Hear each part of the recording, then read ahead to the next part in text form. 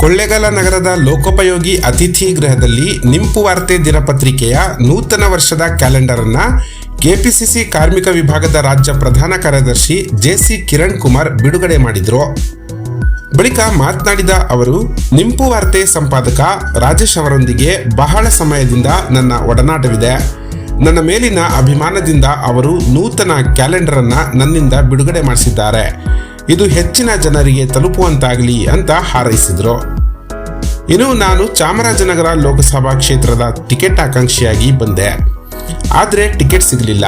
ಕೊಳ್ಳೇಗಾಲ ಜನತೆಯ ಸೇವೆ ಮಾಡೋದು ನನ್ನ ಮುಖ್ಯ ಉದ್ದೇಶವಾಗಿದೆ. ಇನ್ನು ಮುಂದೆ ಇಲ್ಲೇ ಇದ್ದು ಜನರಿಗೆ ನನ್ನ ಕೈಲಾದಂತಹ ಸೇವೆ ಮಾಡುತ್ತೇನೆ ಅಂತ ಹೇಳಿದರು. ಈ ಸಂದರ್ಭದಲ್ಲಿ ಮುಖಂಡ ಜಾಕಿ ಸುರೇಶ್, ಕುಂತೂರು ಗ್ರಾಮ ಪಂಚಾಯಿತಿ ಮಾಜಿ ಅಧ್ಯಕ್ಷ ಶಿವಣ್ಣ, ಸದಸ್ಯರಾದ ಮೂರ್ತಿ, ಮಲ್ಲಯ್ಯ, ರವಿ, ಉಷಾ ಸೇರಿದಂತೆ ಮತ್ತಿತರರಿದ್ದರು.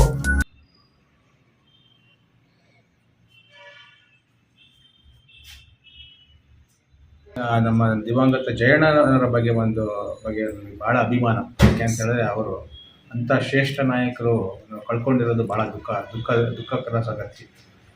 ನಾವು ಏನು ಮಾಡಬೇಕು ಅಂತ ಹೇಳಿದ್ರೆ, ನಾವು ಜಯಣ್ಣವರ ಆ ಮಾರ್ಗದರ್ಶನದಲ್ಲಿ ನಡೆಯೋಕ್ಕೆ ಎಷ್ಟಾಗುತ್ತೋ ಅಷ್ಟು ನಡಿಬೇಕು ಅಂತ ನನ್ನ ಪ್ರಯತ್ನ ಅಂತ ಹೇಳಿದರು.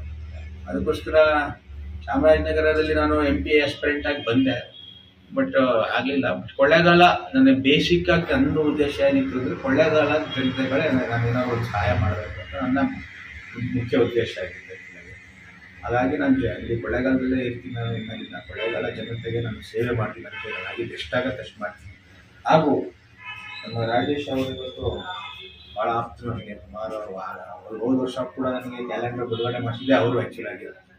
ಅದು ಭಾಳ ಎಷ್ಟೋ ಬೆಂಗಳೂರೆಲ್ಲ ಕೇಳ್ತಾರೆ ಕ್ಯಾಲೆಂಡರ್ ಎಲ್ಲಿ ಬಿಡುಗಡೆ ಆಯಿತು ಅಂತ. ಹೇಳಿದೆ ರಾಜೇಶ್ ಥರ ನಿಂತಿದ್ದಾರೆ ಕೊಳ್ಳೇಗಾಲದಲ್ಲಿ ಅವರು ಮಾಡಿಕೊಟ್ರು ಅಂತೇಳಿ.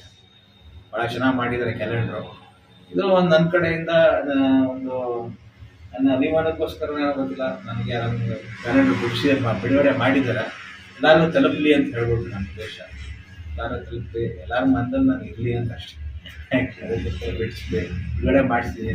ಎಷ್ಟು ಜನಕ್ಕೆ ತಲುಪೋಕ್ಕೆ ಸಾಧ್ಯ ಆಗುತ್ತೋ ನನ್ನ ತಲುಪ್ತೀನಿ. ಅವ್ರ ಹೃದಯದಲ್ಲಿ ನಾನು ಇರಬೇಕು ಅಂತ ಅಷ್ಟೇ. ಅದಕ್ಕೋಸ್ಕರ ಕ್ಯಾಲೆಂಡರ್ ಬಿಡುಗಡೆ ಮಾಡಿಸ್ತೀನಿ. ಎಲ್ಲರಿಗೂ ಒಳ್ಳೆಯದಾಗಲಿ.